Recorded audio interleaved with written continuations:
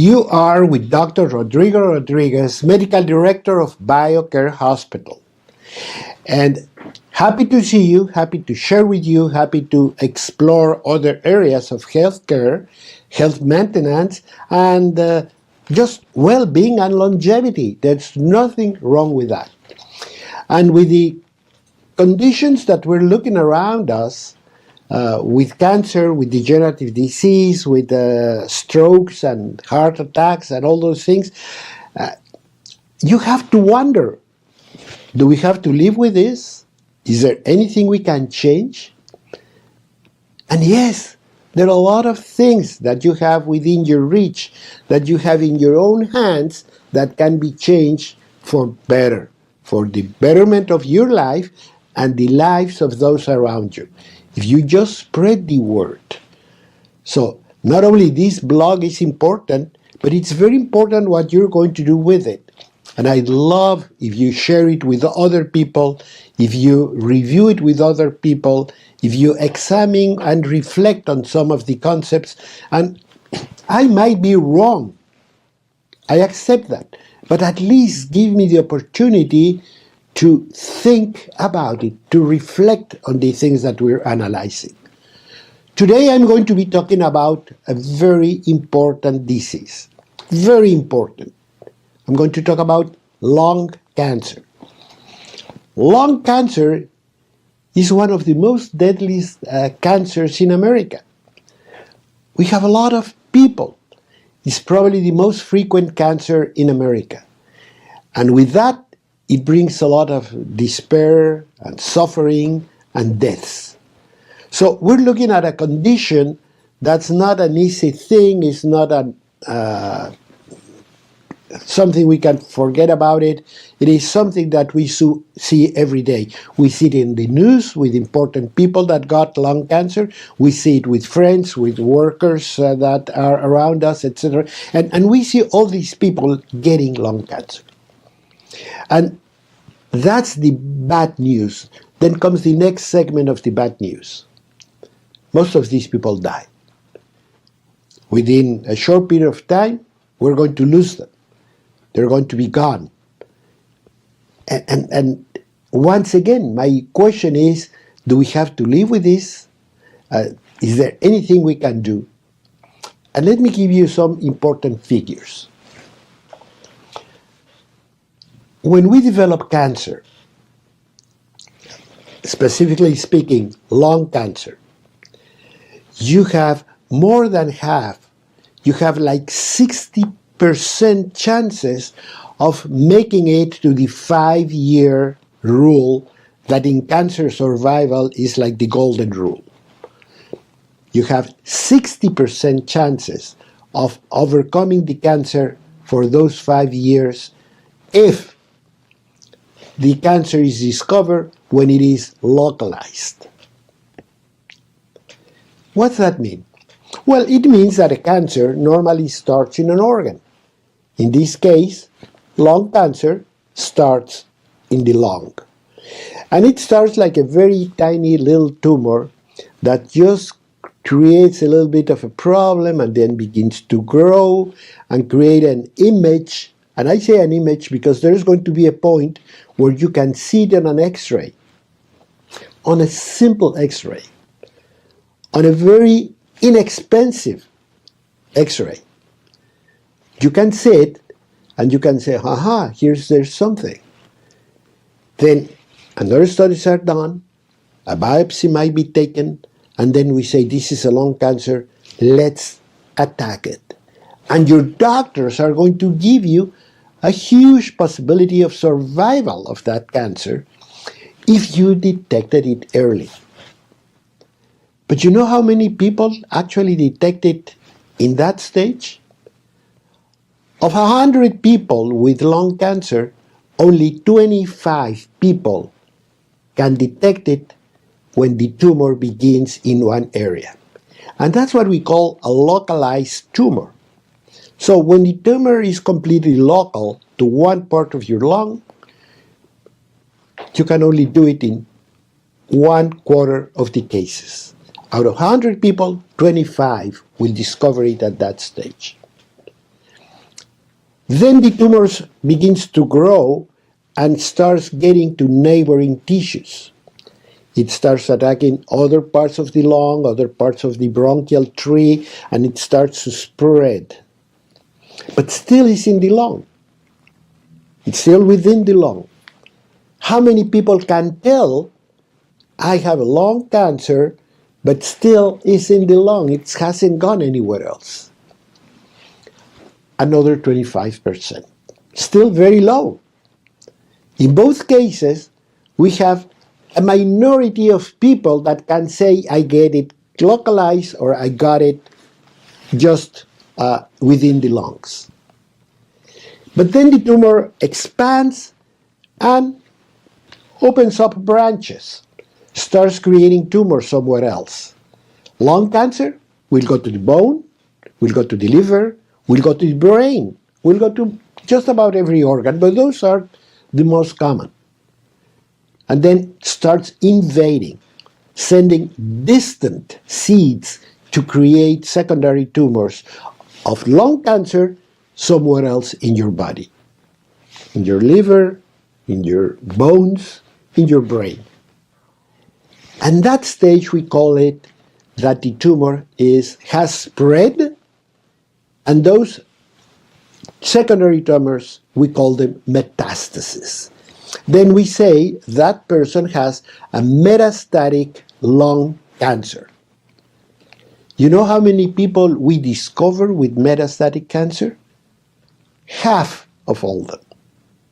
In other words, 50% of the people we know about lung cancer when it begins to be too late, when we can do a lot less, when whatever we do is going to be more expensive and less efficient. And we lost the opportunity to tell that you had a tumor early on. The difference? When you detect a localized cancer, I already told you, you have 60% chances of making it to the 5th year. When you discover it metastatic cancer, only 7% will make it to 5 years. And that's after very intensive, very dramatic, very costly therapeutic treatments. So there's a big difference. Now, the question I began this conversation with, do I have to live with this? Can I do anything to change it? Well, the first thing I have to do is I have to detect it very early. I have talked before many times about prevention, which should be our golden key to success. Don't get lung cancer in the first place. And if you follow me, you can go to different conversations like this, to my blog, to my podcasts, and you're going to see everything I tell you about prevention, because yes, it is absolutely possible. But then you say, well, I didn't get to that point. I already have a problem. What do I have to do to catch it early? It's not going to give you any pain. It's not going to give you any symptom. It's not going to give you anything. Like the most deadliest of all diseases, lung cancer is silent until it's very hard, very late. So you do not have to let that happen. So what you have to do, well, let's say you're 40 years old, and we have to start early, because cancer is going down with ages. Used to be an old person's disease, it is not anymore. You see younger and younger people. So let's say I'm 40 years old. I'm healthy, I'm fine, I'm having a fantastic personal life and professional life and traveling and enjoying my life. And I can jump in a doctor's office and say, Doctor, I'd like to check a couple of things. I want to make sure that everything looks okay. Just check it out. Like when you're going on vacation, you take your car just to check the tires, the lubricants, these things. Oh, it's fine, fantastic, your car is beautiful. Okay, great. You live with a little bit of peace of mind. You do the same thing. You go and you say, I need to do this. And you know what? I heard that I should take a chest x-ray, which is going to take me 2 minutes, which is going to be very simple. That's going to be very inexpensive, just to make sure that my lungs look nice and beautiful. And the doctor is going to tell you, yeah, they look beautiful. Go home. Forget about it. And then in about 3 to 5 years, you do it again. But once you get to 50 years old, then start doing it more frequently. Every other year, something like that, and start looking not only for that, check your blood pressure, your sugar level, these things, because if you keep everything in check, if you can be very proactive and vigilant, you're going to catch whatever comes to you as early as possible. Again, the ideal is to prevent it. And please follow me, because that's the most important message, to prevent it. But let's say you have a disease, catch it as early as possible. And you can, because it doesn't take too much. You can go to your doctor, have a friendly conversation, and say, Doctor, I'm fine.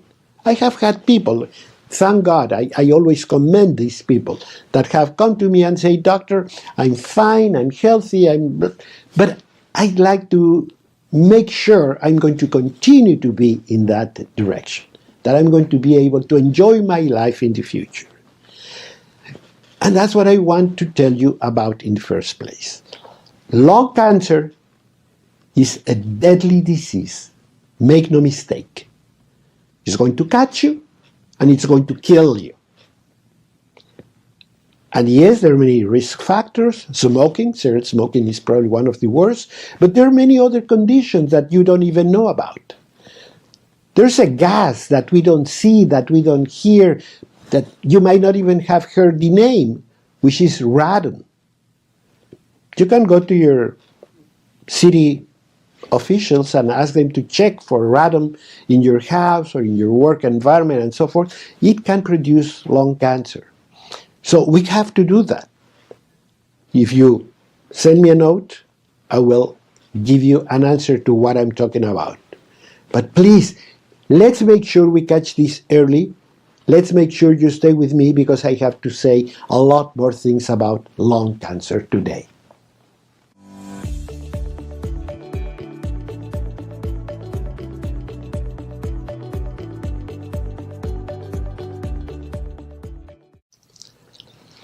You're with Dr. Rodrigo Rodriguez, Medical Director of BioCare Hospital. And in today's podcast, in today's blog, we're talking about lung cancer. And believe me, this is very important. It's very important for several reasons. The first one is that it's a very frequent cancer. It's one of the deadliest cancers in America. We see more and more people with lung cancer, and we have to take a rational approach against that.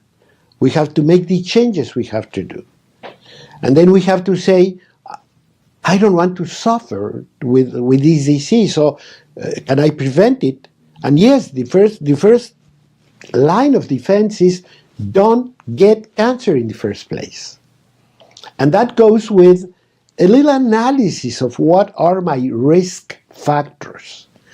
A risk factor is something that happens in your life, in your lifestyle, that puts you within the possibility, within the reach of a deadly disease.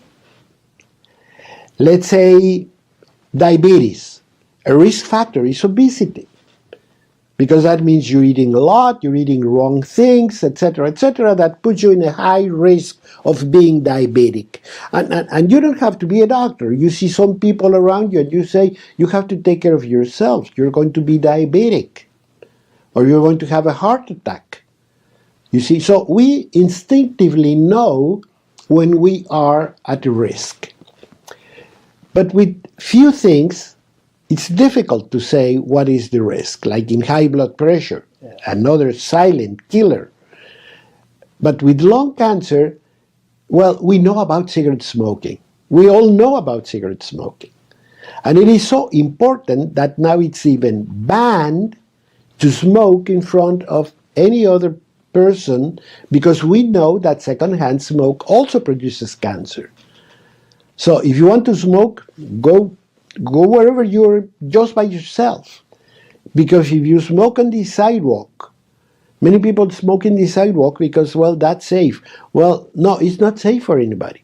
First of all, it's not safe for you if you smoke outdoors, and it's not going to be safe for the people around you, because they're going to get the smoke anyway.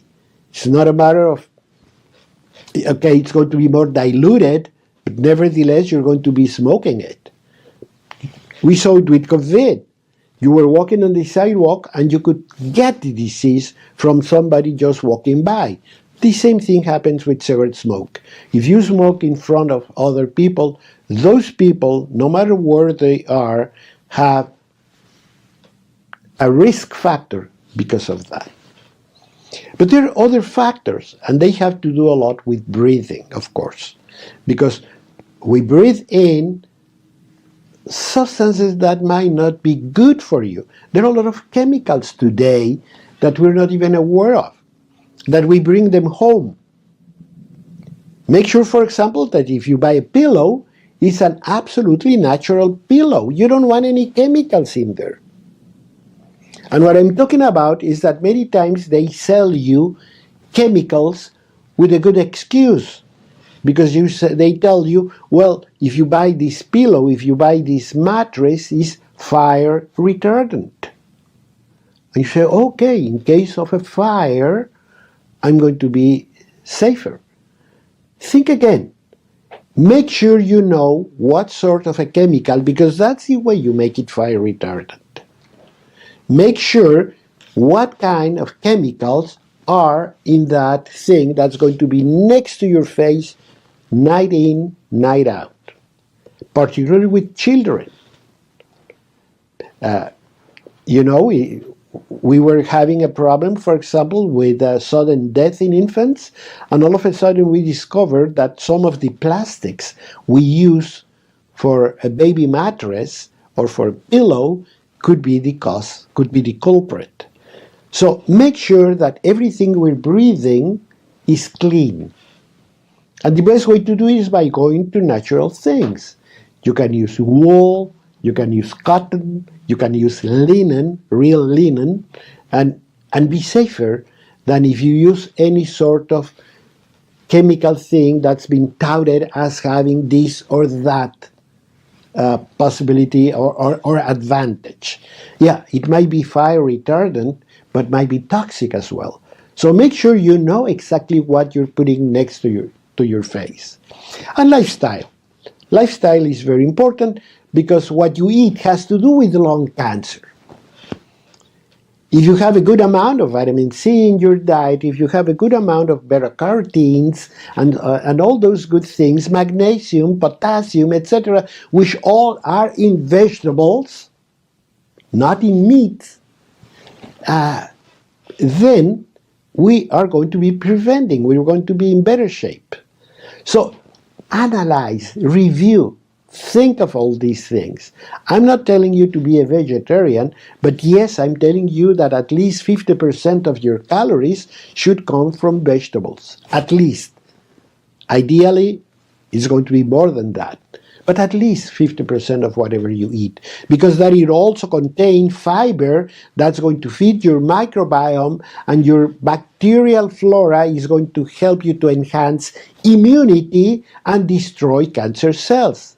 Yes, actually, fiber digestion by our intestinal flora can produce substances like the butyric acid, which is a short-chain fatty acid that has a very good effect as an anti-cancer substance. Your gut will make it for you. All you have to do is feed your bacteria with fiber, with vegetables, with things like this. If you're going to snack, Snack on cucumbers, snack on carrots, snack on jicama, snack on things that have a lot of fiber, and you can put a little bit of lime juice on them, and they're very good, they're very delicious, and you can do those things for your gut's sake. In turn, you're going to be helped in many other ways. Let me tell you something that is very important too.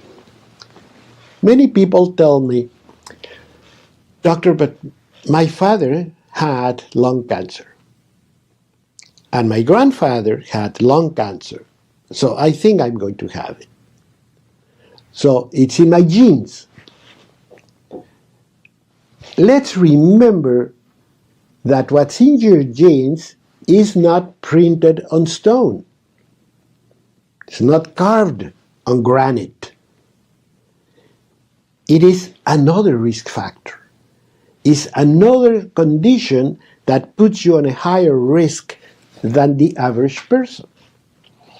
But doesn't mean that it is going to happen. Because if you have genes for diabetes, if you have genes for heart attack, if you have genes for lung cancer, there's something called epigenetics. What is epigenetics? Epigenetics is the possibility to suppress, to silence a bad gene. Yeah, I have that gene which is not very good, but I think I can suppress it. How? By enhancing, by exaggerating my lifestyle behavior.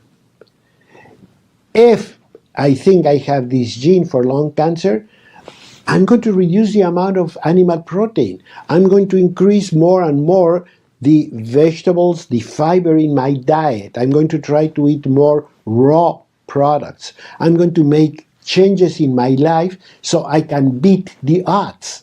Because not only I'm going to be silencing this gene, but I'm going to be making the good genes be able to express themselves through also the help of my intestinal flora, which is going to be very healthy. You see, everything is coordinated. So don't give yourself up just because it's in your genes. You have to work harder, but you can beat the odds. And then, what we have already mentioned, I had the bad luck, I had a cancer. Let's find about it as early as possible. When it's a tiny little group of cells that can either remove or kill fairly easy. I was telling you that only 1/4, 25% of people can detect a lung cancer when it's very easy, very simple, very inexpensive to treat it. The vast majority, when it's difficult, if not too late. You don't have to let that happen. So, surveillance, vigilance is the name of the game. We have a better lifestyle. We're going to do a lot of surveillance. We're going to talk to our doctors. And here is something that I want to remind you, particularly those in the younger generations. We have this idea that we go to the doctor when we're sick. And I have to apologize because doctors ourselves have put you in that position very frequently. I have seen people that go to the doctor, and you go to the doctor, and they say, but you're fine. You don't have to see me. Come on, go on with your life. Which means, come back when you're sick. I'm a total different type of a doctor. I'm the opposite. I'm the BioCare doctor. And that's what I'm proposing to you. You have to become the chairman. You have to become the CEO. You have to be the man at the helm in your healthcare, in your BioCare. You have to review everything and say, I do not want to fall prey to these diseases, and if I do, I want to catch them as early as possible. How am I going to do that? Educate yourself. Learn about it. Read about it. Please follow me. I beg you to follow me, to get more and more education and to know more about it. And if you have any question, whatever it is, as silly as it might be, you have the possibility of contacting me. You have a toll-free number. You have the website. You have the social media of your choice, etc. But ask a question. Doctor, I'm wondering about whether I should do this or that, whether this should help or not. What else can I add to my program? I'll be very happy to have an open conversation with each and every one of you, because that's my quest in this part of my life. Don't go anywhere. Let's talk about what once we really have lung cancer.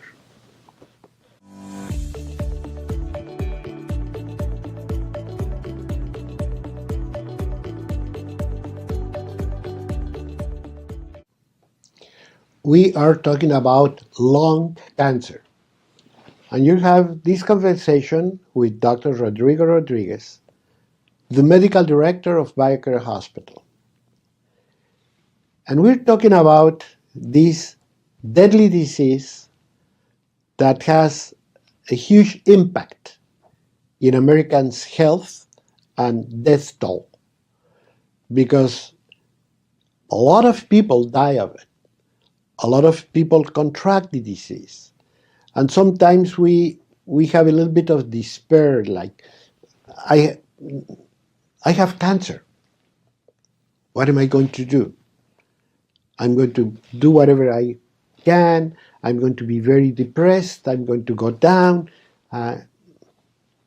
Life will never be the same. Things will change. And I have just to brace myself ready to go. There's a lot of dismay. There's a lot of lack of drive to do anything. Most people will really go down. I have always wondered what goes through your head when they tell you you have cancer. And to be able to handle this a lot better, it's good that we think about it. This is like death. Sometimes we say, what's going to happen when I die? We don't think about it very often, but I think we should. That's why you do a will. You do certain things to make sure that whenever you're gone, some things will happen the way you intended to. And the same happens with health. If we think, what if I have this disease? What if I have cancer? It's going to be a lot easier to take a route, to make decisions, to choose what you can do, because there's a lot of options that you're going to have before you, that you can discuss with your doctor. You're going to have to sit and have an open conversation. But the most important thing is that you can make the difference between a good result and an undesirable result. I was telling you already, for example, that if we catch the cancer early, we have 60% chances of beating it, but when you discover it late, which is more than half of the people, you only have 7% of making the 5-year. So that tells you that, yes, if I'm aware of it, if I'm vigilant, if I do my work, I'm going to be able to catch it early and have better results, shorter period of treatment, less expense, etc. So yes, you have a very important part of responsibility. Once again, you're the chairman of the board, you're the CEO, you are the man at the helm. So But now I have cancer. And they're telling me this is the situation where I am. And the worst you can do is give up at that point. That's the worst part you can do. If you just give up and you say, okay, this is it, I'm gone, that's the worst you can do. Because there are many things that are within your reach that you have to get in motion. First of all, you have to stay steady, to hang on, to learn that you have to have a very important mental attitude. And the best one is, I'm going to do my best and I'm going to beat the odds. Because that is possible. I have many years, I have over 50 years as a doctor, and seeing people with cancer. And you know who are the people that are really with the victory in hand? The person that had the good mental attitude. You do not panic, you do not give up, you look at what possibilities you have before you and you get them in action. And you're ready to make changes. If you didn't take care of your diet, well, you can start taking care of your diet today. I have had many people that had a very faulty lifestyle, and when they found out they had a cancer, they started changing everything, changing the diet, dropping stress, etc., and they started becoming stronger and stronger and beating the disease. Let me give you a quick story. I was on a plane from a beach in Mexico, in southern Mexico, nice beach, flying to San Diego, California. And the man next to me, I'm not the type of people that's going to talk to other people on an airplane. So this man asked me, what do you do for a living? And I didn't want to say I was a doctor. I just said, well, I'm related to medicines. That was my short answer. And then he asked me, what would you do if somebody tells you that you have a cancer and 3 months to live? I said, I don't know. 3 months to live? I'll probably come to this beach and spend the 3 months on the beach. And he told me, well, let me tell you, it doesn't work. They told me I had cancer, that I had only 3 months to live. I sold everything, I left everything, took my resources, went to this beach, rented a very nice house on the beach, and just relaxed. Started eating fresh, started eating good things, and just waiting. He says, I'm flying back because I have to get a job. That was 5 years ago, and I didn't die. He dropped all the stress off his back. And many times we have to do that. That's the rule number one. Get rid of all the stress. Get on your feet. Stand up. Stand straight so you can face the problem. The other big problem I see with cancer patients, well, nothing that I do is important now. Cigarette smoking. Why should I quit smoking? I already got cancer. It doesn't make a difference. Yes, it does. Statistics show that smokers with lung cancer that quit smoking after diagnosis do better, live longer than people that continue to smoke. Make no mistake, every puff works against you. Why? Because cigarette smoke is highly inflammatory. Inflammation is what feeds your cancer. Inflammation is what makes your cancer cells grow and thrive and be happy, because you produce the environment where cancer can grow, which is inflammation. You continue to smoke, you are helping every cancer cell in your body. When you stop smoking, inflammation is going to go down. When you change your diet, inflammation is going to go down. When you get rid of stress, inflammation is going to go down. And the less inflammation, the better your body is going to work, the better your immune system is going to be able to attack the cancer, the better the medications and treatments your doctors are giving you are going to work. They are expensive. Use them well.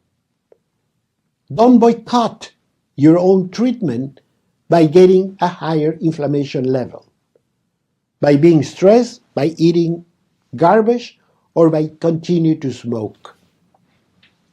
If you start following those rules, you are helping a lot. There are studies that show, that prove that when inflammation is defeated, cancer therapy becomes a lot more effective. That the same studies show that when inflammation in your body is rampant, your possibility of developing a cancer goes way up.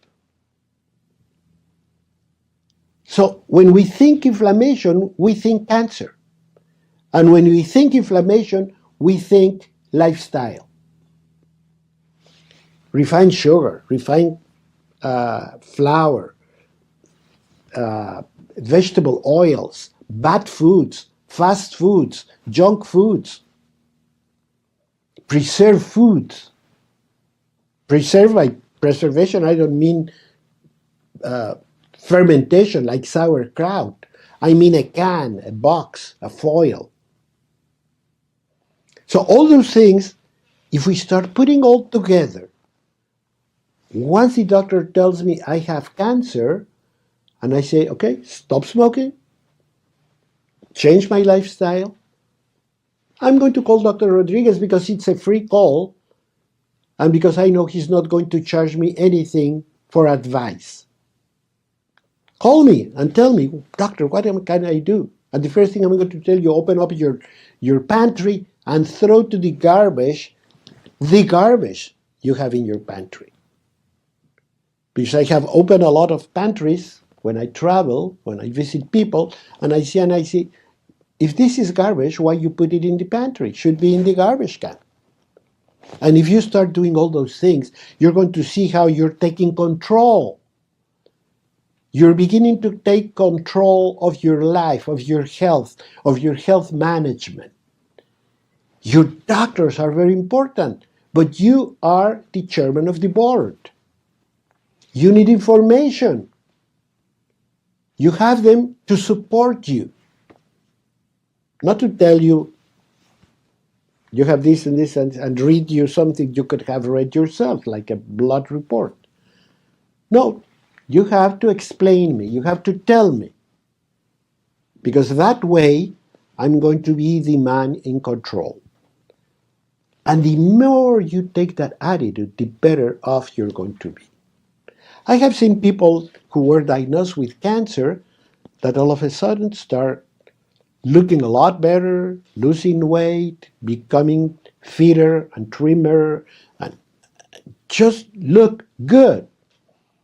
And that reflects in the way your body is going to attack the cancer, and that reflects on the possible success of whatever your doctors are offering you. The important thing is to put the two things together. And we're going to talk about that in the next and final segment. So please, don't go anywhere.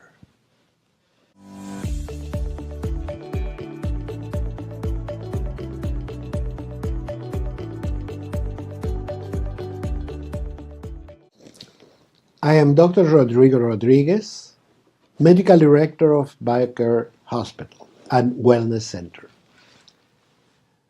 And I'm very glad, I'm actually grateful that you're watching this podcast, and hope that the word is going to produce some resonance within you, and it's going to let you think and reflect on things we can do in managing deadly diseases. Because unfortunately, in our modern world, when we thought medicine had conquered everything that threatened our lives, like tuberculosis or gangrene or things like that, well, we just were replacing one sort of a disease, which was infectious, by another type of disease, which is a degenerative disease. And today we're talking about cancer, and we're talking specifically about lung cancer. And my dismay or my worry is that all these new diseases are self-inflicted. When we had tuberculosis or when we lived through the COVID-19, there was little we could do. We could wear a mask, we could separate ourselves, we could isolate, etc. But there was a bug, there was a virus, there was a microbe that was looking to attack us. But when you talk about of all the modern diseases, of all the degenerative diseases, that's going to kill 7 out of every 10 Americans. 7 out of 10 are going to die because of that. You say, but these diseases didn't have to exist in the first place. If we ate right, if we didn't smoke, if we did a little bit more of exercise, and just loved ourselves a little bit more, we could be a very healthy nation. But we're seeing more and more sick people, and we're seeing many people younger and younger being affected by the same type of a problem. So we have to rethink what we do. I started as a doctor 50 years ago, more than 50 actually. And I always felt, going through medical school, that we were missing something. That a lot of things that I heard at home from my father, he was an accountant, he wasn't a doctor. But he was very conscientious, very instinctive about how to feed the children, he said. And that came from his mother. My grandmother was very careful too. She would line all the grandchildren up once a week and gave us cod liver oil. And she always gave us a small lecture about what we should eat during the week and what we should not eat. And that was a weekly conference accompanied by cod liver oil and a little bit of orange juice afterwards, or half a lime to suck in it. And when I was growing up as a doctor, I saw a lot of those teachings that were not there. Used to be, I remember, when I was a kid and my mother would take me to the doctor, my mother would ask, and what is the diet? And the doctor would say, well, you cannot do pork. I don't know why, but he said always no pork, no fats, no this, no the other. You have to. He always gave a little bit of a lesson of what we should eat when we were ill.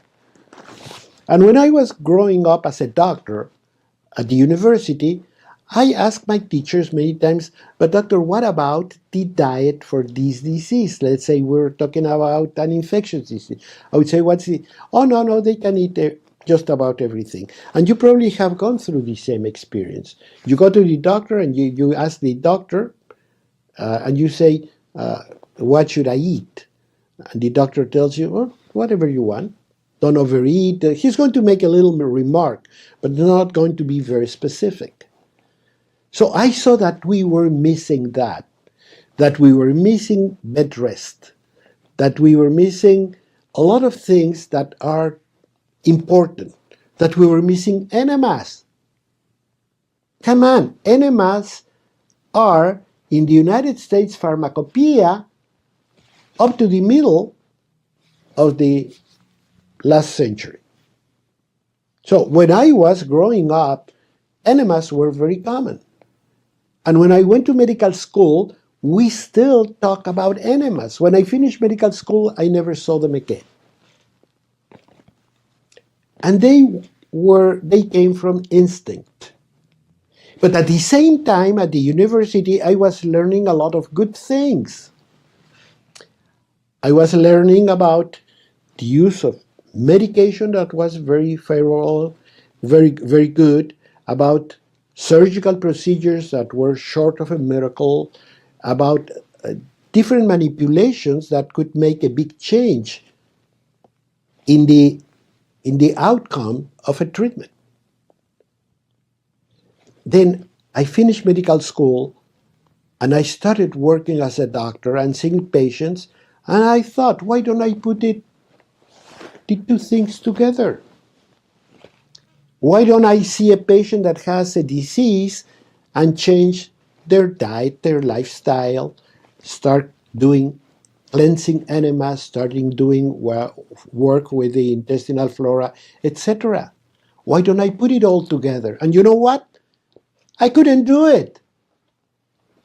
Because if I went to the hospital and I told the hospital that I wanted this or that type of a diet for a patient, let alone a 24-hour fast with only liquids and tea and so forth, people would faint. You're talking about what? A diet? There was a diet for diabetics, there was a diet for certain, but in a hospital you cannot say, I want good food, period. I want fresh food. Things like that. So it came to the point where we thought, this is me and a group of other people around me, we thought we need to have our own hospital. And that's where BioCare Hospital was born. A hospital that has a kitchen that has 7 times the size and twice the staff of our pharmacy. Because we needed good food. Thy food will be thy medicine. That's what they said, and that's what it is. So I wanted to complement all these things, to integrate. Yes, I can do surgery. Yes, I could follow a treatment. Yes, I could do a lot of things. But I have to support the body. I have to support the host of the disease. Because, number one, I understand that we were created in perfection. Number two, I have to understand that my body has a lot of defenses and resilience. Number three, I know that my body can fight off the disease by itself. It doesn't need anything else. If I can help him, fine, but you don't need that necessarily. But when you put the two together, then is when you start making the changes. And that's what we do. And I was telling you that inflammation is the environment where cancers are created and where cancers thrive. So if I change your food, if I cleanse your colon, if I rebuild your intestinal flora, if I help you with all of that, my cancer medication is going to be a lot more effective. If I help my immune system to be more active or to enhance the production of cells, I can be more effective. So BioCare is a center where we are going to integrate all this for the patient's benefit. Because it doesn't cost me anything that if I do a medical procedure and when dinner comes, I give good food. This good food is not going to do anything to block my treatment. Contrary, it's going to enhance the efficiency of my treatment. But I guess talking about food is very low for a doctor that lives in an ivory tower. But we have to start thinking in that direction. We have to start creating centers where we're going to work with a patient all around. And we have to make sure that everything is going to happen in the right direction. Because I trust that that body that I'm handling was created in perfection and has a lot of resources that I have just to be able to set in motion. And that's going to happen when I remove the stress, when I remove the toxics of tobacco, when I remove the toxics of alcohol, when I give that body the vitamins, the minerals, the nutrition, the quality of food it needs, when I enhance the immune system through the creation of a very healthy intestinal flora. That's not only going to help my immunity, but it's going to have substances that can act against the cancer. You see? So it is not just, well, this is another cancer hospital. I think that if you read everything quietly and peacefully, you're going to understand a lot of things. But you don't even have to do that. All I'm asking you to do is to educate yourself, to know what you're dealing with, to know what are all your options and where you yourself, with your own hands, can change the environment in which you live and in which you are being treated. You yourself. Here's my hand. Just give me a call. Send me a message. I'm here to help you and to answer any doubt, any question, any comment you might have. Till next time, I'm Dr. Rodrigo Rodriguez from BioCare Hospital.